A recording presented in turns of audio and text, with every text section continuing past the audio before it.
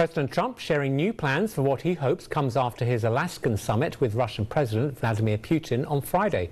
National correspondent Atra El-Nashar has the details of that and what we know about his virtual meeting with European leaders. Before heading to Joint Base Elmendorf-Richardson in Anchorage for a summit with Russian President Vladimir Putin, President Trump huddling virtually with European allies Wednesday morning. We had a very good call. He was on the call. President Zelenskyy was on the call. I would rate it a 10, very, very friendly.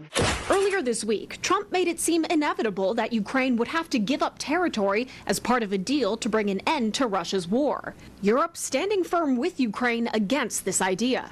After the call, as he's done throughout the week, President Trump tempering expectations for what his meeting with Putin will yield. I'm going to find out where we are and what we're doing. I think this is a listening exercise for the president. This is really a feel-out meeting, a little bit. The president says if things with Putin go well enough, he wants to see a second meeting almost immediately. Between President Putin and President Zelenskyy and myself, if they'd like to have me there.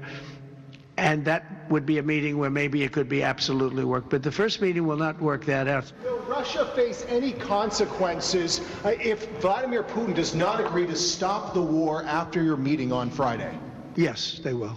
Yeah. What will the consequences There will be consequences. Sanctions, tariffs? There will be, I don't have to say, there will be very severe consequences. The president has already threatened countries that buy Russian oil with 100% secondary tariffs if Russia didn't end its war by last week. So far, only India has been hit with a 25% levy. Treasury Secretary Scott Bessent saying this Wednesday. I could see if things don't go well, then sanctions or secondary tariffs could go up. When asked whether he's confident he can convince Putin to stop targeting civilians in Ukraine, Trump says no, that in the past he's had what he thought were good conversations about this with Putin, only to hang up and see that Russian forces hit another civilian target.